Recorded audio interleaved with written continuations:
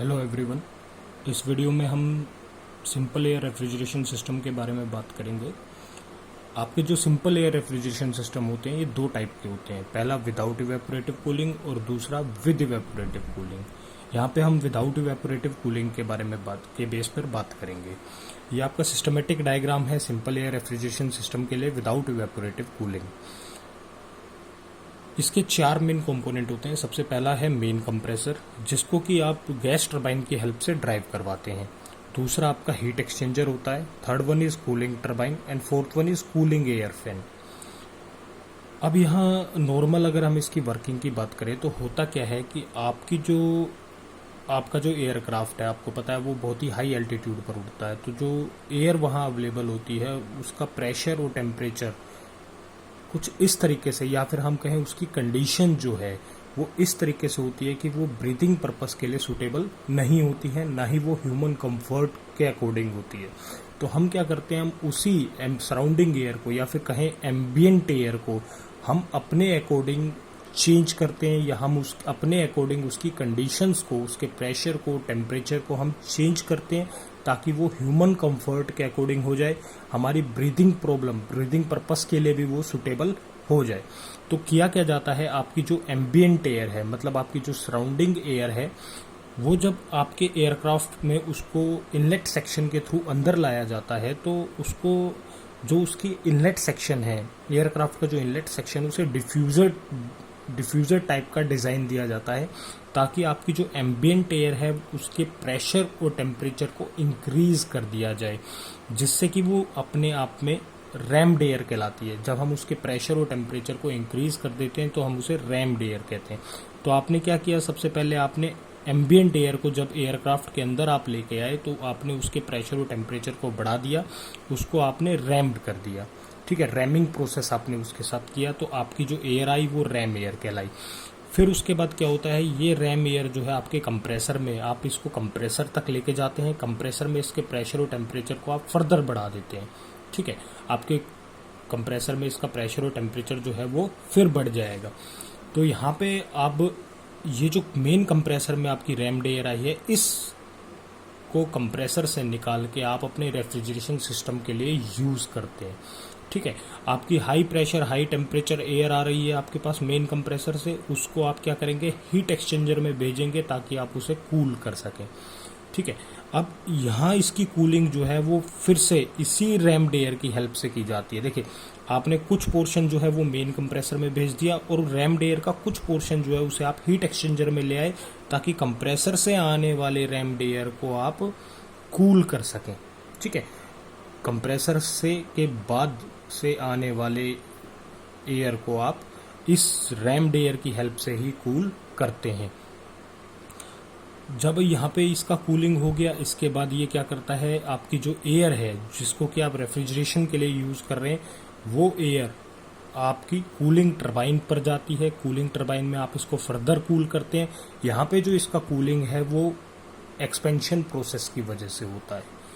Cooling turbine में इसका जो कूलिंग है, एयर का जो कूलिंग है, वो एक्सपेंशन प्रोसेस की वजह से होता है। अब आपके इस कूलिंग टरबाइन का काम क्या है, जब ये एयर आके इसको रोटेट कराएगी तो ये आपके इस कूलिंग एयर फैन को ड्राइव करवाएगा। इस कूलिंग एयर फैन को ड्राइव करवाने का रीज़न ये है कि यहाँ पे जो ये कूलिंग एयर फैन लगा हुआ है, ये यहाँ से आने वाली रैम्ड एयर, जो आपकी रैम एयर आपके हीट एक्सचेंजर में कूलिंग का काम कर रही है, उसको ये बाहर एटमॉस्फेयर में निकालता है। ठीक है, यहाँ से आपने रैम एयर हीट एक्सचेंजर में ली ताकि आप रेफ्रिजरेशन एयर को आप ठंडा कर सकें। तो ये जो रैम एयर है, इसको कूल करके, इसकी हीट को लेके जब ये बाहर आती है तो कूलिंग एयर फैन इसको बाहर निकाल के एटमॉस्फेयर में छोड़ देता है। ग्राउंड सरफेस कूलिंग और लो फ्लाइट स्पीड्स के लिए ये बहुत ही अच्छा मेथड है। वहीं आगे हम बात करें तो हम लोग इसके आगे जब बात करेंगे तो हम लोग सारी बातें जो है टीएस डायग्राम के बेस पे करेंगे। ये आपका टीएस डायग्राम है, temperature entropy diagram for simple air refrigeration system. देखिए, 1 से 2 आपने बात करी कि आपने एयर को क्या किया है, 1 पे आपकी एम्बियंट एयर थी। ठीक है, 1 पॉइंट पे आपके पास क्या था, एम्बियंट एयर था। एम्बियंट एयर को आपने फिर डिफ्यूज़र के अंदर से पास किया, मतलब इनलेट सेक्शन से आप अंदर लेके आए, 2 पॉइंट पे आके वो रैम्ड एयर बन गई। फिर इस रैम्ड एयर को आपने क्या किया, मेन कंप्रेसर में भेजा। ये वर्टिकल, दूसरी जो वर्टिकल लाइन है ये आपके मेन कंप्रेसर को एक्सप्लेन कर रही है। तो ये 3 पॉइंट पे आपके पास हाई प्रेशर हाई टेम्परेचर वाली एयर आ गई। फिर उसके बाद आपने उसे हीट एक्सचेंजर में भेजा है। हीट एक्सचेंजर से पास होने के बाद वो क्या हुआ, थोड़ा ठंडा हो गया, तो आप वो हीट एक्सचेंजर से बाहर आ गई। फिर उसके बाद आपने उसे कूलिंग टरबाइन में भेजा है। कूलिंग टरबाइन में वो फर्दर कूल हो रही है by the process of expansion. फिर वो किस पॉइंट पे आ गई, 5 पॉइंट पे आ गई। 5 पॉइंट के बाद आप उसे कहाँ दे रहे हैं, आप उसको कैबिन में दे रहे हैं, जो कि आपका 6 पॉइंट है। शायद हमने यही बात की थी। 1 से 2 आप क्या कर रहे हैं, एम्बियंट एयर को रैम्ड एयर में कन्वर्ट कर रहे हैं। 2 से 3 आपका क्या है, मेन कंप्रेसर का काम चल रहा है। 3 पॉइंट पे वो हाई प्रेशर हाई टेम्परेचर में कन्वर्ट हो जाती है। फिर उसके बाद आप उसको हीट एक्सचेंजर में भेजते हैं, थोड़ी सी ठंडी होकर वो 4 पॉइंट पे आ जाती है। 4 पॉइंट के बाद आप उसे कूलिंग टरबाइन में भेजते हैं। कूलिंग टरबाइन में वो बाय एक्सपेंशन प्रोसेस वो क्या हो रही है, ठंडी हो रही है, तो वो आपको 5 पॉइंट पे मिल जाती है। 5 पॉइंट के बाद आप उसे क्या कर देते हैं, 6 पॉइंट पे मतलब कैबिन में उसे भेज देते हैं। कैबिन में जाते हुए फर्दर उसका थोड़ा सा प्रेशर और टेम्परेचर जो है वो बढ़ जाता है। यहाँ पे आप देखेंगे 5 पॉइंट के बाद 6 पॉइंट पे जाते हुए फर्दर उसका प्रेशर और टेम्परेचर जो है वो थोड़ा सा बढ़ गया है। प्रेशर कांस्टेंट है, टेम्परेचर बढ़ गया है 5 से 6 पर। तो हम अब बारी बारी से हर एक प्रोसेस के बारे में बात कर लेते हैं। देखिए, जब हम लोग रैमिंग प्रोसेस की बात करते हैं, मतलब 1 से 2 प्रोसेस की बात करते हैं, तो होता क्या है कि स्टार्टिंग में आपका जो प्रेशर और टेम्परेचर है, ठीक है, वो एम्बियंट एयर प्रेशर है P1 और टेम्परेचर जो है यहाँ पे वो है T1। अब आपकी एम्बियंट एयर जो है वो आइसेंट्रोपिकली रैम्ड कर रहे हैं, आप उसे आइसेंट्रोपिकली रैमिंग हो रही है उसकी, तो वो 2 पॉइंट पे आ जाता है। ठीक है, तो आपका प्रेशर जो है P1 T1 से बढ़ के क्या हो जाता है, P2 T2 हो जाता है। ये आपका आइडियल रैमिंग एक्शन है, जो कि आपको 1 से 2 पॉइंट, मतलब जो ये वर्टिकल लाइन है 1 से 2, ये आपको शो कर रही है। पर लेकिन एक्चुअल में क्या होता है कि इंटरनल फ्रिक्शन की वजह से जो आपके रैम्ड एयर का टेम्परेचर है वो T2 ना होके T2 डैश हो जाता है। ठीक है, आपका टेम्परेचर T2 ना होके T2 डैश होता है इन एक्चुअल कंडीशंस। और ये जो आपका T2 डैश टेम्परेचर है ये आपके T2 टेम्परेचर से थोड़ा सा कम होता है। तो जो आपका एक्चुअल रैमिंग प्रोसेस है वो 1 से 2 डैश, मतलब ये जो आपकी डॉटेड लाइंस हैं ये शो कर रही है, ये आपका एक्चुअल रैमिंग प्रोसेस है। ये आइडियल है जिसको आप थ्योरेटिकल कहते हैं, ये आपका रियल प्रोसेस है, एक्चुअल प्रोसेस है। अब ये जो आपका एक्चुअल प्रोसेस होता है 1 से 2 डैश वाला आपका जो प्रोसेस है ये एडियाबैटिक प्रोसेस होता है, आइसेंट्रोपिक प्रोसेस नहीं होता। तो आपका प्रेशर और टेम्परेचर जो है रैम्ड एयर का वो क्या हो गया, वो P2 डैश और T2 डैश हो गया। ठीक है, जब हम लोग आइडियल और एक्चुअल रैमिंग प्रोसेस की बात करते हैं तो टोटल एनर्जी है या एंथैल्पी जो है आपकी वो हमेशा कांस्टेंट रहती है। मतलब H2 जो रहने वाला है वो H2 डैश रहने वाला है, या मैं कहूँ T2 जो रहने वाला है वो क्या रहने वाला है, T2 डैश रहने वाला है। तो ये बात हो गई हमारी 1 से 2 डैश प्रोसेस की। तो हम थोड़ा कुछ देख लेते हैं इसके बारे में। तो ये आपके पास हो गया। आप इसको चाहें तो वीडियो को पॉज करके आप ये पूरा नोट डाउन कर सकते हैं जो हम लोग बात कर रहे हैं। या पहले आप ये देखिए, हमने जो वर्किंग की बात करी थी, ये हमने वर्किंग लिखी हुई है यहाँ पे, आप वर्किंग को नोट डाउन कर सकते हैं वीडियो को पॉज करके। यहाँ से रैमिंग प्रोसेस आपका शुरू हो गया है, जो हमने प्रेशर चेंज के बारे में बात की है, आइडियल रैमिंग एक्शन और एक्चुअल रैमिंग एक्शन की बात की है। आप इसको वीडियो पॉज करके नोट डाउन कर सकते हैं। ये आपका अगला पेज है। इसके बाद आपका ये आएगा, रैमिंग प्रोसेस यहीं से कंटिन्यू हो रहा है आपका। अब हम जो बात करने वाले थे, देखिए हमने प्रॉपरली बात कर ली है कि आपकी एंथैल्पी जो है कांस्टेंट मेंटेन रहेगी, आपका टेम्परेचर जो है 2 पॉइंट पे और 2 डैश पॉइंट पे वो सेम रहने वाला है। अगर मैं एयरक्राफ्ट वेलोसिटी की बात करूं तो आपकी एयरक्राफ्ट वेलोसिटी जो है वो v है, या मैं कहूं वेलोसिटी ऑफ एयर जो है रिलेटिव टू एयरक्राफ्ट वो v है। तो आपकी जो काइनेटिक एनर्जी रहने वाली है आउटसाइड एयर की वो क्या रहने वाली है कि kinetic energy equals to v²/2000। यहाँ पे जो ये काइनेटिक एनर्जी आपको पता है हाफ mv² होती है, तो हम पर केजी ले रहे हैं, m आपका 1 हो गया, तो हाफ mv², तो आपके पास आ जाएगा v²/2। आप किलोजूल पर केजी के अकॉर्डिंग ले रहे हैं, तो किलोजूल की वजह से मैंने यहाँ 1000 से मल्टीप्लाई कर दिया, तो ke इक्वल्स टू v²/2000 आ जाएगा। अगर एनर्जी इक्वेशन के बेस पे बात करोगे तो h2 - h1 equals to v²/2000 आएगा। अब h2 की वैल्यू क्या होती है, cpt2, h1 की वैल्यू cpt1, तो cpt2 - cpt1 equals to v²/2000। cp आप कॉमन लेंगे, डिवाइड में ले आएंगे, तो आपके पास आ जाएगा t2 - t1 equals to v²/2000 cp। T1 को उधर ले जाइए एडिशन में, तो आपके पास T2 की वैल्यू आ जाएगी T1 plus V square by 2000 CP। दोनों तरफ आप T1 से डिवाइड कराएंगे, आपके पास वैल्यू आ जाएगी T2 upon T1 equals to 1 plus V square by 2000 CP T1। अब T2 जो है हमने अभी अभी बात करी, T2 किसके बराबर है, T2 डैश के बराबर है, तो इस इक्वेशन को आप लिख सकते हैं T2 dash upon T1 equals to 1 plus V square by 2000 CP T1। इसके अगर आगे हम बढ़े तो आप देखेंगे कि CP माइनस CV जो होता है वो R होता है, ये हम सब जानते हैं। इसी तरीके से CP आप कॉमन लेंगे, CP 1 minus CV upon CP जो आएगा वो क्या आएगा, R आएगा। आपका CP क्या रहेगा, 1 minus 1 over gamma, CP upon CV is gamma, तो आपने गामा लिख लिया इक्वल्स टू R, तो CP की वैल्यू क्या आ गई, gamma R by gamma minus 1। अब आप इस CP की वैल्यू को उठा के वापस किस में रख दीजिए, T2 और T1 की वैल्यू जो अभी आपने लास्ट पेज पे निकाली थी आप उसमें रख दीजिए। आपके पास T2 अपॉन T1 या T2 डैश अपॉन T1 जो है वो 1 plus V square gamma minus 1 over 2000 gamma RT1 आ जाएगा।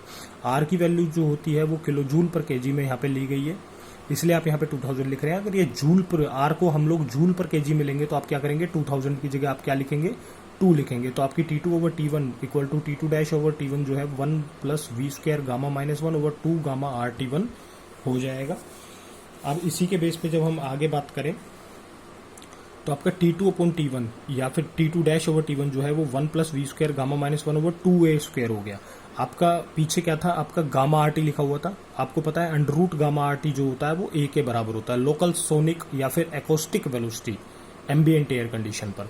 तो आप क्या करेंगे, गामा RT की जगह आप a स्क्वायर लिख देंगे, तो वही आपने किया। तो आपके पास T2 ओवर T1 जो है, T2 डैश ओवर T1 जो है वो 1 plus gamma minus 1 over 2 m square आ गया।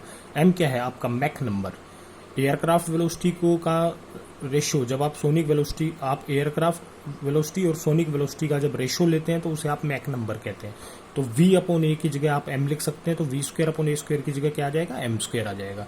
तो ये आपका टेम्परेचर का रिलेशन आ गया, किसके बेसिस पर, मैक नंबर के बेसिस पे। वहीं अभी अभी हमने बात करी कि T2 जो है आपका वो T2 डैश के बराबर है, इसको हम स्टैग्नेशन टेम्परेचर कहते हैं एम्बिएंट एयर के लिए, जो कि मेन कंप्रेसर में एंटर करती है। अगर मुझे स्टैग्नेशन प्रेशर कैलकुलेट करना है आइसेंट्रोपिक कंप्रेशन के लिए, मतलब मुझे P2 कैलकुलेट करना है, तो वो एडियाबेटिक रिलेशन से कैलकुलेट होगा, P2 upon P1 equals to T2 upon T1 raised पर गामा ओवर गामा माइनस 1। अब आपको पता है कि इरिवर्सिबल कंप्रेशन चल रहा है आपका रैम, ठीक है, रैम की में एयर जो है वो 2 डैश पर पहुंचती है, किसकी जगह पे, 2 की जगह पे, ठीक है, 2 की जगह पे वो किस पे पहुंच रही है, 2 डैश पे पहुंच रही है। और जो आपका स्टैग्नेशन टेम्परेचर है वो हमेशा क्या रहने वाला है, सेम रहने वाला है, पर आपका जो स्टैग्नेशन प्रेशर है वो कुछ कम होने वाला है। मतलब P2 डैश जो रहेगा, 2 डैश पे जो आपका प्रेशर रहेगा, P2 डैश जो रहेगा वो P2 से थोड़ा सा कम रहेगा। तो जो प्रेशर P2 डैश है उसको आप किस तरीके से निकाल सकते हैं, रैमिंग एफिशिएंसी को, रैम एफिशिएंसी को यूज करके। रैम एफिशिएंसी क्या होता है, actual rise in pressure over isentropic rise in pressure, यानी कि P2 डैश माइनस P1 ये आपका एक्चुअल राइज है, और P2 माइनस P1 ये आपका आइसेंट्रोपिक या फिर आइडियल राइज इन प्रेशर है। वहीं हम आगे बढ़ते हैं, आगे जब हम चलते हैं तो हम लोग किस पॉइंट की बात करते हैं, अब हम बात करते हैं 2 से 3, मतलब कंप्रेशन प्रोसेस की। जब आप कंप्रेशन प्रोसेस की बात करेंगे तो यहाँ पे आपका आइसेंट्रोपिक कंप्रेशन चल रहा है, ठीक है। जब आप यहाँ पे बात करेंगे 2 से 3 की, तो यहाँ पे आपका क्या चल रहा है, आइसेंट्रोपिक कंप्रेशन चल रहा है। तो मेन कंप्रेसर में तो आपकी लाइन जो है वो 2 डैश से 3 पर रिप्रेजेंट होती है, वर्टिकल लाइन आती है। पर लेकिन अगर एक्चुअल वे में बात करें इंटरनल फ्रिक्शन की वजह से, इंटरनल फ्रिक्शन की वजह से, तो आपका कर्व जो आने वाला है एक्चुअल में वो क्या आने वाला है, 2 डैश 3 डैश आने वाला है।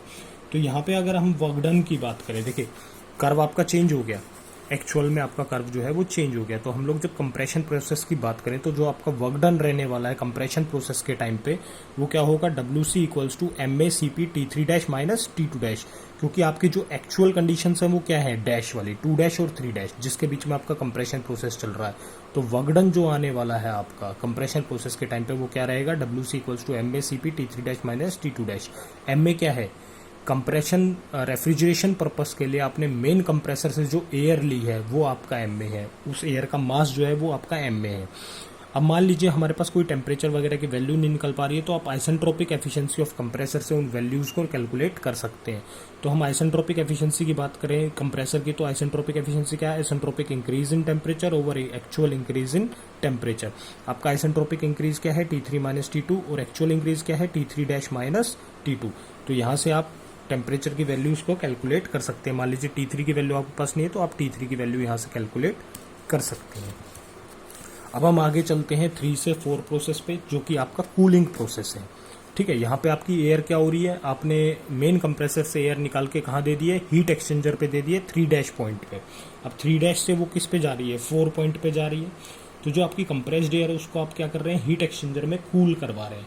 अब इस प्रोसेस को आप क्या करते हैं, 3-4 से रिप्रेजेंट करते हैं। अगर एक्चुअल प्रैक्टिस की अगर हम बात करें तो हीट एक्सचेंजर में कुछ ना कुछ प्रेशर ड्रॉप होता है, पर लेकिन वो नेग्लिजिबल है। ठीक है, आपका जो टेम्परेचर रहेगा एयर का वो T3 से T4 तक पे कम हो जाएगा। ठीक है, वो डिक्रीज हो जाएगा आपका टेम्परेचर T3 से T4 पर। तो जो हीट रिजेक्ट होएगी आपकी हीट एक्सचेंजर में, यानी कि कूलिंग प्रोसेस के टाइम पे जो आपकी हीट रिजेक्ट होने वाली है हीट एक्सचेंजर में, वो क्या रहने वाली है, QR equals to MBCP T3 minus T4। ये आपका हीट रिजेक्शन रहने वाला है। ठीक है, हीट एक्सचेंजर के अंदर। वहीं आगे बढ़ते हैं, आगे जब हम 4 से 5 की बात करते हैं, 4 से 5 कर्व की बात करते हैं, तो यहाँ पे आप क्या कर रहे हैं, कूलिंग टरबाइन में आप अपनी एयर को और ठंडा कर रहे हैं आइसेंट्रोपिक वे में। इसको हम एक्सपेंशन प्रोसेस कहते हैं। एक्सपेंशन प्रोसेस के थ्रू आप कर रहे हैं ये काम। इसको हम लोग 4 से 5 कर्व से रिप्रेजेंट करते हैं। अगर हम एक्चुअल प्रैक्टिस की बात करें, मतलब इंटरनल फ्रिक्शन की वजह से बात करें, तो जो एक्चुअल एक्सपेंशन होने वाला है आपका वो 4 से 5 इस कर्व से रिप्रेजेंट होगा। 4 से 5 वाले कर्व से आप उसको रिप्रेजेंट करेंगे। अगर वहीं पे हम वर्क डन की बात करें कि वर्क डन कितना है आपके कूलिंग टरबाइन का एक्सपेंशन प्रोसेस के टाइम पे, तो वो क्या है, WR equals to MBCP, WR equals to MBCP T4 minus T5 ये आपका वर्क रहने वाला है कूलिंग टरबाइन का। अब आपको पता है जो आपके टरबाइन का काम क्या है, वो है कूलिंग एयर को रन करवाना, ताकि हीट एक्सचेंजर से कूलिंग एयर को निकाल के बाहर फेंका जा सके। ठीक है, तो हम जब इसमें आगे बात करते हैं, आगे जब हम आते हैं तो हम लोग आते हैं आइसेंट्रोपिक एफिशिएंसी ऑफ टरबाइन पे। आइसेंट्रोपिक एफिशिएंसी क्या होती है आपके टरबाइन की, ratio of actual increase in temperature upon isentropic increase in temperature. आपका एक्चुअल इंक्रीज कितना था, T4 माइनस T5 और आपका आइसेंट्रोपिक इंक्रीज कितना है, T4 माइनस T5। यहाँ से आप क्या कर सकते हैं, आइसेंट्रोपिक एफिशिएंसी कैलकुलेट कर सकते हैं आप टरबाइन की, या फिर न्यूमेरिकल में अगर कोई टेम्परेचर मिसिंग है तो आप आइसेंट्रोपिक एफिशिएंसी का फॉर्मूला यूज करके उस टेम्परेचर की वैल्यू को कैलकुलेट कर सकते हैं। नेक्स्ट जो हमारा प्रोसेस आता है वो है रेफ्रिजरेशन प्रोसेस, जो कि हम 5 से 6 वाला मानते हैं। ठीक है, अब क्या होगा कि कूलिंग टरबाइन से आपकी एयर को निकाल के 5 पॉइंट पे कूलिंग टरबाइन से आप दे रहे हैं, ठीक है, 5 तक। ठीक है, तो यहाँ से आप क्या कर रहे हैं, उसको कैबिन में भेज रहे हैं, 6 पॉइंट पे आप भेज रहे हैं।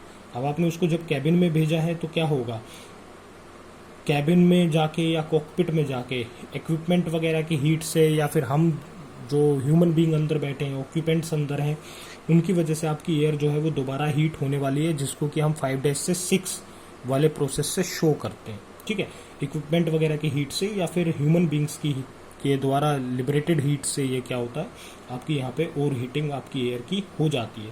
तो जो रेफ्रिजरेटिंग इफेक्ट प्रोड्यूस हो रहा है या फिर जो हीट एब्जॉर्ब हो रही है आपकी, वो कितनी है। तो रेफ्रिजरेटिंग इफेक्ट जो आपका प्रोड्यूस हो रहा है वो है RE equals to MBCP T6 minus T5। यहाँ पे T6 जो है वो आपके कैबिन के अंदर का टेम्परेचर है। अगर हम COP की बात करें तो आपको पता है कि COP क्या होती है, refrigerating effect upon work done. तो आपका रेफ्रिजरेटिंग इफेक्ट कितना है, MBCP T6 माइनस T5। और अगर हम वर्क डन की बात करें तो आपका वर्क डन क्या है, जो आपका कंप्रेशन प्रोसेस का वर्क है। ठीक है, वर्क डन जो हुआ है कंप्रेशन प्रोसेस के टाइम पे वो आपका वर्क डन है। तो आपका refrigerating effect MBCP T6 minus T5 और आपके कंप्रेशन प्रोसेस के टाइम का MBCP T3 minus T2। MBCP cancel हो जाएंगे, T6 minus T5 over T3 minus T2 जो रहेगा वो आपकी एयर साइकिल की कोफिशिएंट ऑफ परफॉर्मेंस रहने वाली है। अगर मान लीजिए जो मुझे रेफ्रिजरेटिंग पर्पस के लिए जो मुझे एयर चाहिए, अगर वो मुझे कैलकुलेट करनी है तो मैं किस बेसिस पे करूंगा, मुझे सबसे पहले ये पता होना चाहिए कि आपके कैबिन का कूलिंग लोड कितना है। चलिए हम मान लेते हैं कि हमारा कूलिंग लोड जो है वो Q टन है। तो आपका मास ऑफ एयर कैलकुलेट करने के लिए आपको फॉर्मूला जो यूज करना है वो है 210 Q over CP T6 minus T5 kilogram पर मिनट। तो ये मास ऑफ एयर है जो आपको चाहिए कि किसके लिए, Q ton of refrigeration effect produce करने के लिए। अगर मुझे 1 करना है तो यहाँ पे Q की वैल्यू 1 आ जाएगी, अगर मुझे 10 टन चाहिए तो यहाँ पे Q की वैल्यू 10 आ जाएगी और आप मास ऑफ एयर कैलकुलेट कर सकते हैं। वहीं जब हम लोग पावर रिक्वायर्ड की बात करेंगे कि कितनी हमें पावर चाहिए रेफ्रिजरेशन सिस्टम के लिए, तो P का फॉर्मूला आपका रहेगा MACP T3 minus T2 upon 60 kilowatt. इस फॉर्मूले से आप क्या कर सकते हैं, रेफ्रिजरेशन सिस्टम की पावर को कैलकुलेट कर सकते हैं। वहीं अगर मुझे रेफ्रिजरेशन इफेक्ट मतलब जो मेरा कूलिंग लोड है, कूलिंग लोड के टर्म्स में मुझे अगर COP की वैल्यू चाहिए तो वो है 210 Q over MACP T3 minus T2, या इसको हम ऐसे भी लिख सकते हैं 210 Q ओवर P इंटू 60। ये आपका COP रहेगा किसका, रेफ्रिजरेशन सिस्टम का, in terms of cooling load. वहीं अगर यहाँ पे हम लोग CP की वैल्यूज की बात करें, देखिए बार बार CP की स्पेसिफिकेटेड कांस्टेंट प्रेशर की बात हो रही है, तो CP की वैल्यू जो रहती है एयर के लिए यहाँ पे हम 1 किलो जूल पर kg केल्विन लेने वाले हैं। इस वीडियो में हमने विदाउट इवेपोरेटिंग सिस्टम की बात करी है सिंपल एयर रेफ्रिजरेशन सिस्टम के लिए। नेक्स्ट वीडियो में हम लोग simple air refrigeration system with evaporative cooling की बात करेंगे। Thank you.